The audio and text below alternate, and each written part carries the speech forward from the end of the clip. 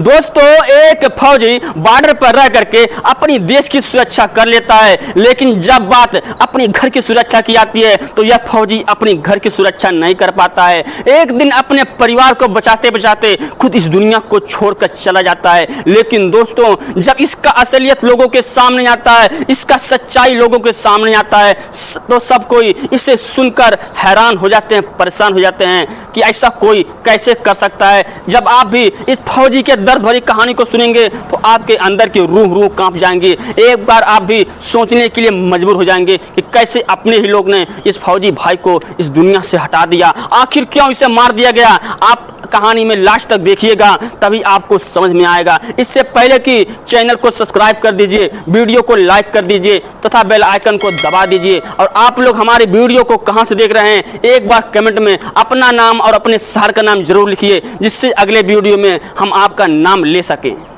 नमस्कार दोस्तों, मैं अविनाश पाल। आज जो मैं आपको एक सच्ची घटना सुनाने जा रहा हूं, यह सच्ची घटना उत्तर प्रदेश के फर्रुखाबाद जिले का एक थाना पड़ता है, पंचायत घाट थाना। इसी थाना क्षेत्र का एक गांव पड़ता है झगुआ नगला। इसी गांव के रहने वाले दिनेश कुमार होते हैं, जिनकी उम्र लगभग 35 साल होती है। जो दिनेश होते हैं यह सीआरपीएफ में नौकरी करते हैं। इनकी पोस्टिंग जम्मू कश्मीर में होती है। दिनेश के पत्नी का नाम होता है रीमा, जिसकी उम्र लगभग 30 साल होती है, जो एक सरकारी स्कूल की टीचर होती है, सरकारी स्कूल में पढ़ाया करती है। दिनेश के पास 2 बच्चे होते हैं, एक लड़का और एक लड़की। दिनेश के पास पैसों की कोई भी कमी नहीं होती है, क्योंकि जो दिनेश होता है वह भी एक सरकारी नौकरी करता है। जो दिनेश की पत्नी रीमा होती है वह भी एक स्कूल की टीचर होती है। रीमा अपने लिए घर में एक नौकरानी रखी थी। जब रीमा स्कूल में पढ़ाने के लिए चली जाती थी तो जो नौकरानी होती है उसका काम होता है घरों में खाना पीना बनाना,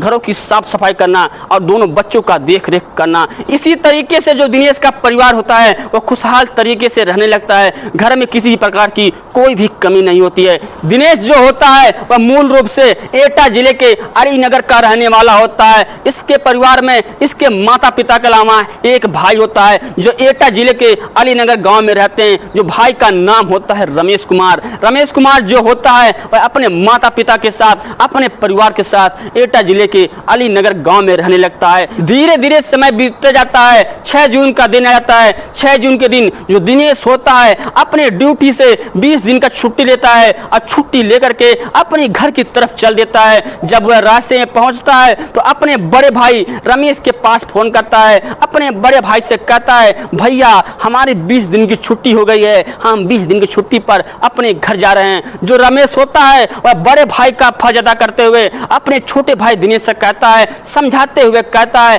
ठीक है, जब घर पर आराम से पहुंच जाना तो मेरे पास एक बार कॉल जरूर कर देना। जब देर रात तक दिनेश का कॉल नहीं जाता है तो जो रमेश होता है वह परेशान हो जाता है, सोचने लगता है कि जो दिनेश है अभी तक कॉल नहीं किया। जो रमेश होता है वह अपने पास से दिनेश से पास कॉल करता है, लेकिन जो दिनेश का फोन होता है वह फोन स्विच ऑफ आने लगता है। जो रमेश होता है कई बार फोन करने के लिए ट्राई करता है, लेकिन दिनेश से बात नहीं पाती है। तभी जो रमेश होते हैं वह दिनेश की पत्नी रीमा के पास कॉल करते हैं। रीमा से दिनेश के बारे में पूछने लगते हैं। जो रीमा होती है जब यह बात सुनती है कि दिनेश 20 दिन की छुट्टी पर घर आ रहे हैं तो वह आश्चर्यचकित हो जाती है, सोच में पड़ जाती है। वह कहती है, मुझे इस बारे में मालूम नहीं है। तभी जो रीमा होती है वह जम्मू कश्मीर के हेडक्वार्टर फोन करती है और वहां से पता लगाने लगती है। तो वहां से पता चलता है कि जो दिनेश है वह 6 जून के दिन ही 20 दिन की छुट्टी लेकर के अपने घर पर चला गया है। जो रीमा होती है वह पता लगाने की कोशिश करती है, वह डर जाती है, भयभीत हो जाती है। डर करके भयभीत होकर के वह दिनेश के सभी दोस्तों के पास फोन करती है, दिनेश के सभी जानने वालों के पास फोन करती है, लेकिन दिनेश का कुछ भी पता नहीं चलता है। जो रीमा होती है वह सोचने लगती है कि रात का समय हो गया है, हो सकता है कहीं रुक गए हों, कल सुबह हो जाए। लेकिन दोस्तों, कल सुबह झगुआ नगला के गांव में ही एक आदमी की जली हुई लाश मिलती है। जब इस लाश को ग्रामीण लोग देखते हैं, तुरंत इस बात को सूचना तुरंत पुलिस को दे देते हैं। जो पुलिस होती है इस लाश को अपने कब्जे में ले लेती है। कब्जे में लेकर के इस लाश को पोस्टमार्टम के लिए भेज देती है। जब रीमा को जले हुए लाश के बारे में पता चलता है तो जो रीमा होती है वह डर जाती है। डर करके अपने ससुराल एटा जिले के अलीनगर गांव में चली जाती है और अपने जेठ से इस लाश के बारे में बताने लगती है। जो रमेश होता है जब यह रीमा की बात को सुनता है तो वह डर जाता है। डर करके वह फर्रुखाबाद के पंचायत घाट थाने में आता है। वहां के साहब लोग से कहने लगता है, साहब जो आप लोगों को 8 जून की जली हुई लाश मिली है, दरअसल उस लाश को हम देखना चाहते हैं। जो पुलिस वाले होते हैं जब रमेश को इस जले हुई लाश के फोटो दिखाते हैं तो जो रमेश होता है इस जले हुए लाश के फोटो को देखते ही तुरंत पहचान जाता है और फूट फूट कर रोने लगता है। कहता है, साहब एक कोई और नहीं है, मेरा छोटा भाई दिनेश है। जब रमेश इस बात की सूचना अपने घर पर देती है तो पूरे घर में कोहराम सा मच जाता है, पूरे गांव में मातम सा छा जाता है। सभी लोग यह जानना चाहते हैं कि एक फौजी जो अपने बॉर्डर से अपने देश की सुरक्षा करके घर पर आता है उसे क्यों मार दिया गया। सभी लोग यह जानना चाहते हैं। इधर जो पुलिस वाले होते हैं वह रमेश से पूछताछ करने लगते हैं। रमेश से कहते हैं, क्या आपको किसी को ऊपर शक है, क्या आपसे किसी की कोई दुश्मनी है। जो रमेश होता है कहता है, साहब मेरा किसी से कोई दुश्मनी नहीं है, किसी से कोई भी रंजिश नहीं है, मैं खुद नहीं समझ पा रहा हूं कि मेरे भाई की हत्या कौन कर सकता है। जो रमेश होता है वह दिनेश की पत्नी रीमा के ऊपर शक जाहिर करते हुए कहता है, साहब मेरा पूरा शक रीमा के ऊपर जा रहा है, क्योंकि जो रीमा है वह रीमा दिनेश से आए दिन झगड़ा करते रहती थी। इन लोगों के बीच में सब कुछ ठीक नहीं था और ये जो लाश मिला है यह लाश रीमा के गाँव के ही पास मिला है, इसलिए मेरा पूरा शक रीमा के ऊपर जा रहा है। आप लोग रीमा को गिरफ्तार करिए, रीमा से पूछताछ करिए। तभी जो पुलिस वाले होते हैं वह रीमा को गिरफ्तार करने के लिए एटा जिले के अलीनगर गांव चले जाते हैं और रीमा को गिरफ्तार कर लेते हैं। रीमा को गिरफ्तार करके रीमा से पूछताछ करना शुरू कर देते हैं। लेकिन दोस्तों जो रीमा होती है वह पहले इस बात से साफ इनकार कर देती है। कहती है, साहब मुझे इस बारे में कुछ भी पता नहीं था कि मेरे पति घर पर आ रहे हैं, भला हम अपने पति को ही क्यों मारेंगे। लेकिन जो पुलिस वाले होते हैं वह रीमा से एक एक के बाद एक सवाल करना शुरू कर देते हैं। जो रीमा होती है वह पुलिस के सवालों में उलझ जाती है और साफ साफ बता देती है, कहने लगती है, हाँ साहब हम ही ने अपने पति को मारा है। तभी जो रीमा होती है एक कहानी सुनाना शुरू कर देती है। जब इस कहानी को सारे पुलिस वाले सुनते हैं, रीमा के ससुराल वाले सुनते हैं, रीमा के मायके वाले सुनते हैं तो सभी के कानों पर यकीन नहीं हो रहा था। जो रीमा होती है रीमा के पिता का नाम होता है दिवाकर द्विवेदी, जो फर्रुखाबाद के चीनी ग्राम गांव के रहने वाले होते हैं। इनके पास 2 बेटी होती है, बड़ी वाली बेटी का नाम होता है रीमा तथा छोटी वाली बेटी का नाम होता है सुरेखा। जो रीमा होती है वह बचपन से ही पढ़ने लिखने में बहुत अच्छी थी, बहुत होनहार थी। वह आगे चल करके टीचर बनना चाहती थी, इसलिए वह अपने घर के पास से बीएड तक की पढ़ाई करती है। उसके बाद वह टीचर की तैयारी करने लगती है। टीचर की तैयारी करते करते कुछ दिनों के बाद ही उत्तर प्रदेश में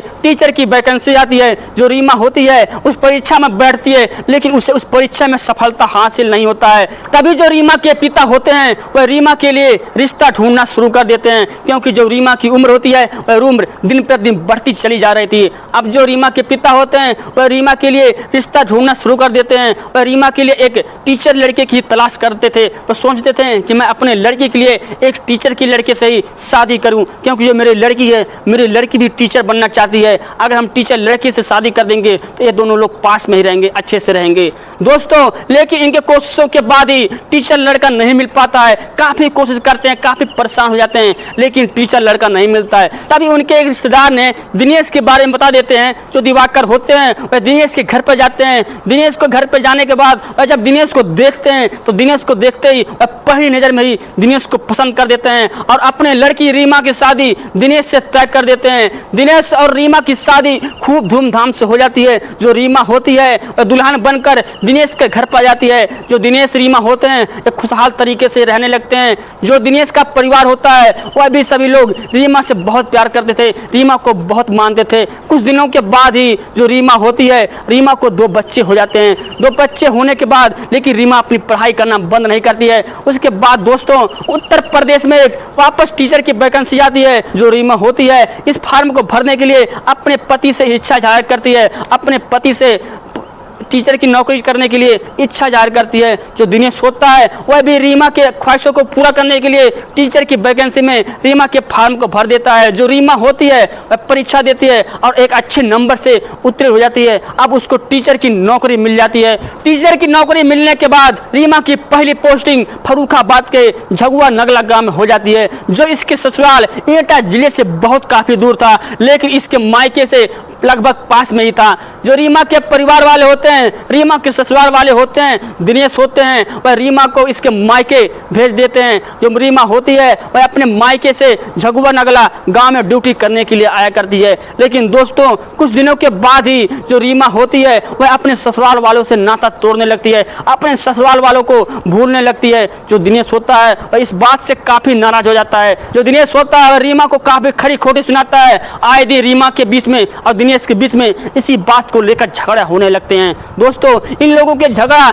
इतना बढ़ जाता है, तभी जो रीमा होती है एक दिन दिनेश से कहती है, अगर तुमको हमारे मायके में रहने में इतना दिक्कत हो रहा है तो क्यों तुम ना झगुआ नगला में एक मेरे लिए घर बनवा देते हैं। दोस्तों जो दिनेश होता है उसे रीमा का यह सुझाव अच्छा लगने लगता है। अब वह झगुआ नगला में एक जमीन खरीदता है, जमीन खरीद करके वहां पर एक घर बनवा देता है। अब जो रीमा होती है अपने बच्चों के साथ उसी घर में रहने लगती है। रीमा को किसी प्रकार का कोई दिक्कत ना हो, इसलिए जो दिनेश होता है रीमा के लिए एक स्कूटी खरीदता है। और जो रीमा होती है अपने लिए एक नौकरानी रख देती थी, जो अपने स्कूल में पढ़ाने के लिए चली जाती थी। जो नौकरानी होती थी वह बच्चों का देखभाल करती थी, बच्चों के लिए खाना पीना बनाती थी और घर की साफ सफाई करती थी। इसी तरीके से पूरा परिवार खुशहाल तरीके से चल रहा था। दोस्तों जो दिनेश होता है वह हर 4 महीने में 20 दिन की छुट्टी लेकर के अपने घर पर आता था। तभी एक बार वह 20 दिन की छुट्टी के लेकर के अपने घर पर आता है और अपने घर पर अपने बच्चों के साथ, अपने पत्नी के साथ खुशहाल तरीके से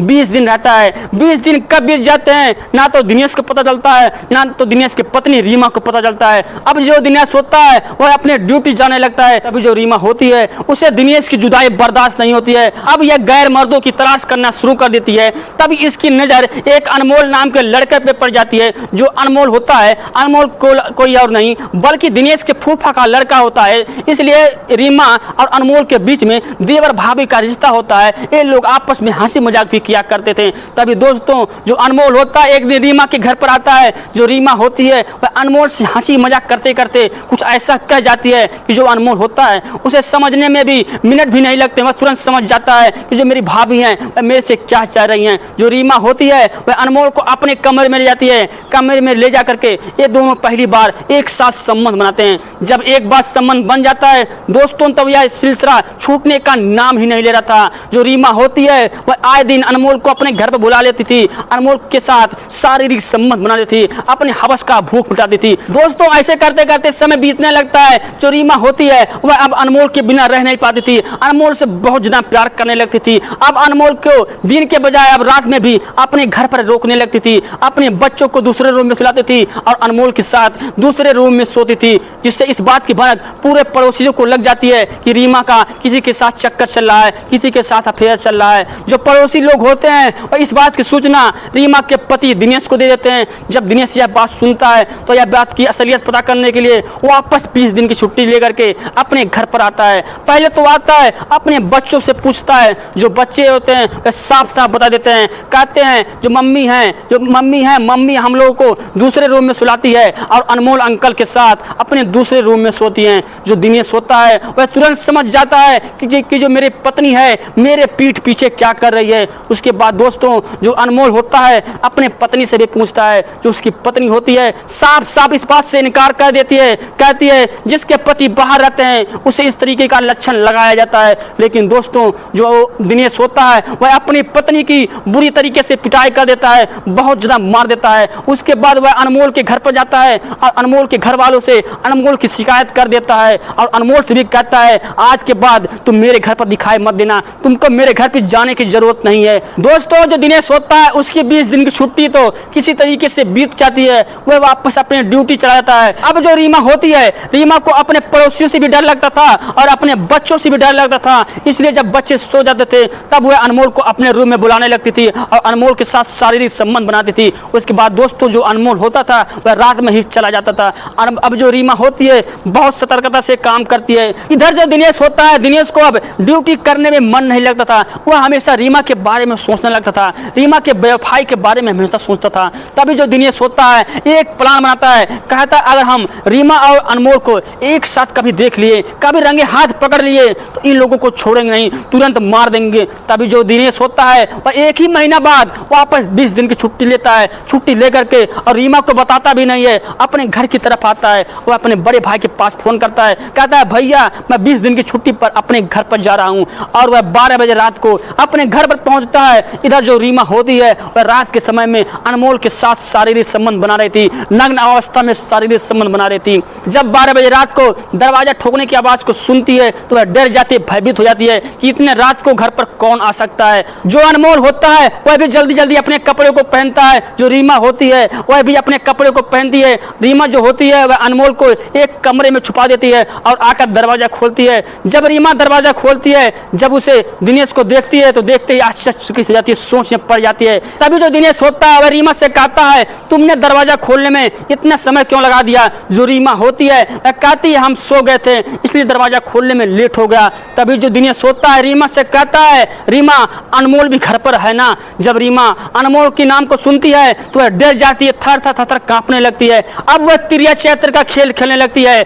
अब वह दिनेश को पलझाने लगती है, दिनेश को अपने प्यार का इजहार कराने लगती है, दिनेश को बहुत ज्यादा प्यार करने लगती है। प्यार करते करते दिनेश को अपने प्यार में उलझा लेती है, अपने बातों में उलझा लेती है। दिनेश को अपने रूम में ले जाती है और दिनेश के साथ शारीरिक संबंध बनाने लगती है। अब दिनेश जो अपने काम से आया था वह काम से भटक जाता है। अब वह रीमा के प्यार में पड़ जाता है, रीमा के जाल में फंस जाता है। और जो दिनेश होता है रीमा के साथ शारीरिक संबंध बनाने के बाद वापस सो जाता है। सोने के बाद तभी जो रीमा होती है अपने कमरे से निकलती है, कमरे से निकल करके जाती है अनमोल को घर से बाहर निकालती है और अनमोल से कहने लगती है अनमोल आज तो हम लोग किसी तरीके से बच गए, अगर आज हम लोगों को दिनेश रंगे हाथे पकड़ लिया होता तो हम लोग को छोड़ता नहीं, हम लोग का काम तमाम कर दिया होता। लेकिन कभी ना कभी दिनेश हम लोग को देख ही लेगा और जिस दिन हम लोग को देख लेगा हम लोग को जिंदा नहीं छोड़ेगा, हम लोग को उसी दिन ही मार देगा। तब रीमा कहने लगती है कि दिनेश पहले हम लोगों को मारे, इससे पहले हम लोग दिनेश को मार देते हैं।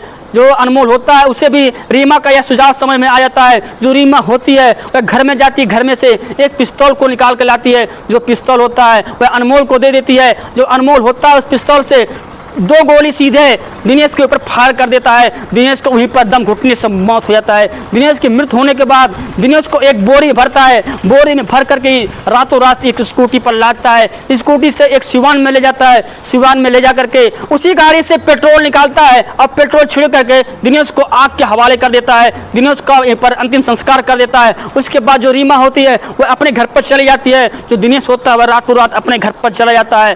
दोस्तों ये लोग दिनेश के मारने के बाद जो रीमा और अनमोल होते हैं ये लोग सोच रहे थे कि हम लोग को पुलिस नहीं पकड़ पाएगी, हम लोग आसानी से बच जाएंगे। लेकिन ये लोग नहीं जानते थे कि कानून का हाथ बहुत लंबा होता है, कानून से कोई भी बच नहीं सकता है। अगर पुलिस चाह जाएगी तो आरोपी कभी बच नहीं सकते हैं। जो पुलिस वाले होते हैं वह अनमोल को और रीमा को गिरफ्तार कर लेते हैं, गिरफ्तार करके जेल भेज देते हैं। दोस्तों इस घटना को सुनाने का मतलब मेरा किसी का दिल दुखाना नहीं है, बल्कि समाज को जागरूक करना है कि कैसे एक पत्नी ने अपने पति को इस दुनिया से खत्म कर दिया, अपनी हवस को पूरा करने के लिए अपने पति को इस दुनिया से खत्म कर दिया। नमस्कार, जय हिंद, जय भारत।